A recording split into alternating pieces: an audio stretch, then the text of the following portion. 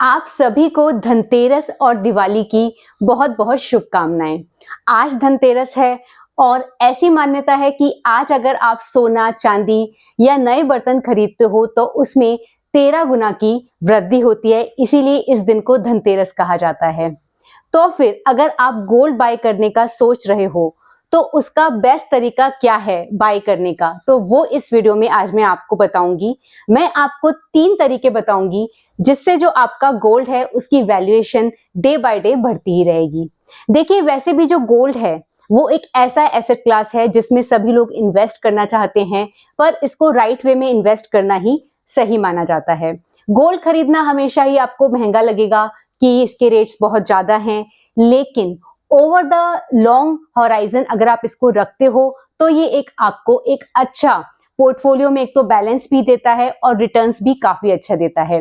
अगर आप portfolio diversification की बात करते हैं तो 5 से 10% आप अपना जो मनी है वो गोल्ड एसेट क्लास में पार्क कर सकते हो। और दिवाली या फिर ये धनतेरस, ये जो त्योहार हैं ये इस तरीके से बनाए गए हैं कि आप अपना जो पैसा है इन एसेट क्लास में पार्क करो और इनसे एक अच्छे रिटर्न्स आपको मिल जाते हैं।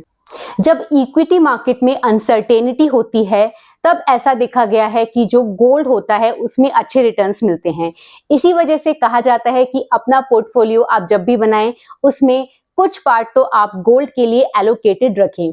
तो अब जान लेते हैं कि बेस्ट वे क्या है आपका गोल्ड को इन्वेस्ट करने का, क्योंकि अगर आप फिजिकल फॉर्म में गोल्ड लेने का सोचते हो तो उसमें आपको 3 चीजें फेस करनी पड़ती हैं। एक तो इम्प्योरिटी का खतरा रहता है कि कहीं कोई मिलावट ना हो जाए, ठीक है।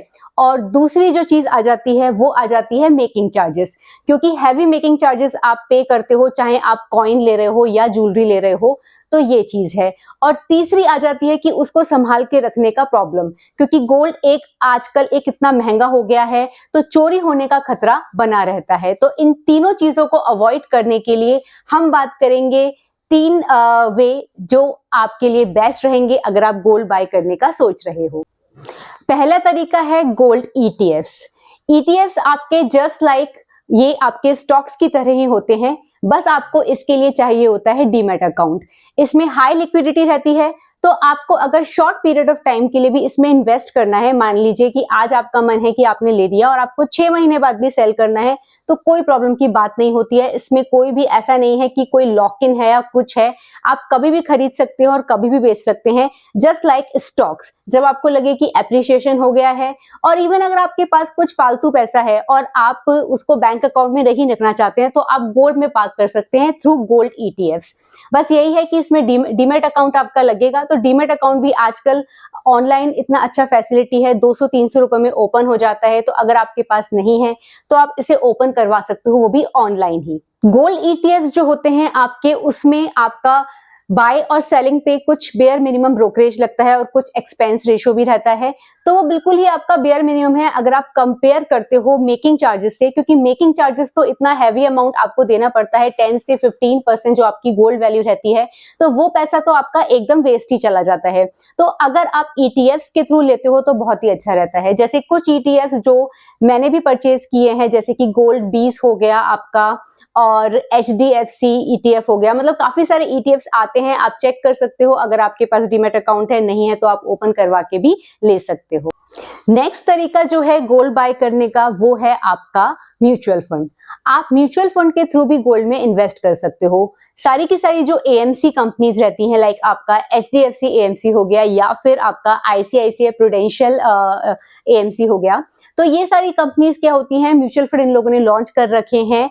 आपके जिस तरीके से आप नॉर्मल म्यूचुअल फंड परचेज करते हो उनकी साइट पर जाकर या फिर कोई थर्ड पार्टी ऐप के थ्रू, आप वैसे परचेज कर सकते हो। इसमें भी वही रहता है कि एग्जिट लोड होता है कि एक किसी का होता है कि 1 साल का 1% एग्जिट लोड है, किसी का 2 साल का होता है, तो वो आप चेक कर सकते हो। लेकिन ये बहुत ही अच्छा तरीका है, इसमें आपको डीमैट की भी जरूरत नहीं है और आप लॉन्ग समय के लिए इसमें रख सकते हो। और सबसे अच्छी बात है कि आप इसमें सिप के फॉर्म में भी इन्वेस्ट कर सकते हो, क्योंकि किसी को ये होता है कि कुछ मिनिमम अमाउंट ही अगर आपको सेव करना है, मतलब 5000 10,000 का आपको अगर ईएमआईज भी बांधना है इसमें गोल्ड में, तो आप डाल सकते हो, क्योंकि सिप का फॉर्म तो अच्छा ही रहता है म्यूचुअल फंड में और चार्जेस भी एज सच कुछ नहीं होते हैं, बहुत बेयर मिनिमम ही इसमें आपका एक्सपेंस रेशियो रहता है, वही बात आ गई कि अगर आप कंपेयर करते हो मेकिंग चार्जेस वगैरह से, तो वो सारी चीजें इसमें आपको फेस नहीं करनी पड़ती हैं।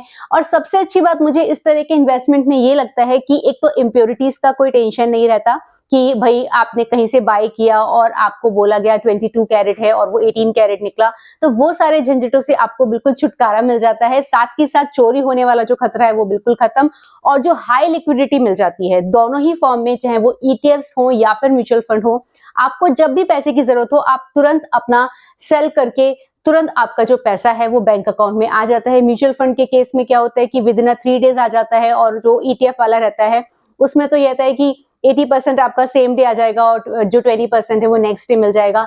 तो काफी अच्छी लिक्विडिटी है, और आपको जो पैसा है वो भी आपका एक बिल्कुल सेफ हैंड्स में है, और इसमें कोई भी रिस्क नहीं है। और जो थर्ड मेथड है गोल्ड बाय करने का, जो काफी लोग प्रेफर करते हैं, वो है सोवरिन गोल्ड बॉन्ड्स। ये जो होते हैं गोल्ड बॉन्ड्स, ये आरबीआई इशू करता है on the behalf of government of India. इसमें सबसे अच्छी बात ये है कि इसमें आपको फिक्स रिटर्न मिल जाता है 2.5% इंटरेस्ट के रेट से पर एनम एडिशनल, जो भी आपका जो एक्चुअल मार्केट वैल्यू होगी गोल्ड से उसके ऊपर आपको ईयरली मिल जाता है 2.5% का। साथ ही साथ इसमें ये है एडवांटेज आपको कि आप इसमें भी वही है कि 1 ग्राम से लेकर 4 किलोग्राम तक आप खरीद सकते हो गोल्ड, और इतना कम इसमें जो रहता है एक्सपेंस वगैरह का कोई टेंशन नहीं है, और बिल्कुल ये सेफ हैंड्स में है क्योंकि गवर्नमेंट ऑफ इंडिया की ये स्कीम है। तो काफी सारे लोग आजकल प्रेफर करते हैं जो ये बॉन्ड्स होते हैं इनको परचेज करने के लिए। इसमें लॉक इन होता है 8 इयर्स का, लेकिन ऑब्वियस है जब आप गोल्ड ले रहे हो एज एन इन्वेस्टमेंट तो 8 इयर्स तो बहुत मामूली बात है, चोरी वगैरह होने का कोई खतरा नहीं है इसमें। जब आपके बॉन्ड्स मैच्योर होते हैं तो आपके बैंक अकाउंट में पैसा आ जाता है, और इसके अगेंस्ट आपको लोन भी मिल जाता है। तो काफी अच्छा मुझे ये लगता है कि जो सोवरेन गोल्ड बॉन्ड्स है इसमें आपको बिल्कुल ट्रस्ट फैक्टर भी मेंटेन रहता है, कोई प्राइवेट कंपनी इन्वॉल्व नहीं है क्योंकि ये गवर्नमेंट ऑफ इंडिया की ही स्कीम है। तो ये जो तीनों मेथड मैंने आपको बता दिए हैं आपका, ये आपके सब्स्टिट्यूट हो सकते हैं फिजिकल गोल्ड के अगेंस्ट। तो मैं तो आपसे यही कहूंगी कि अगर आप गोल्ड खरीदने में इंटरेस्टेड हो या फिर अपने पोर्टफोलियो में गोल्ड का जो परसेंटेज है वो आप बढ़ाना चाह रहे हो, तो इन तीनों मेथड्स में से ईटीएफ हो गया या फिर गोल्ड म्यूचुअल फंड्स हो गया या सॉवरेन गोल्ड बॉन्ड्स हो गया, इनके थ्रू आप इन्वेस्ट कीजिए। फिजिकल जो गोल्ड है उससे लेने से आप बचें, क्योंकि चोरी होने वाला जो खतरा है बहुत ही रिस्की है, और अगर आप लॉकर भी लेते हो और लॉकर में रखोगे तो उसके भी एडिशनल चार्जेस हैं।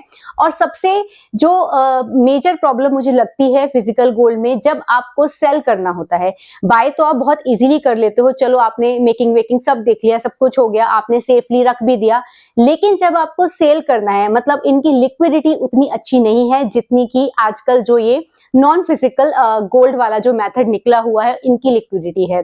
तो आपको जब भी पैसा चाहिए आपको मिल जाता है नॉन फिजिकल जो गोल्ड रहता है उसमें।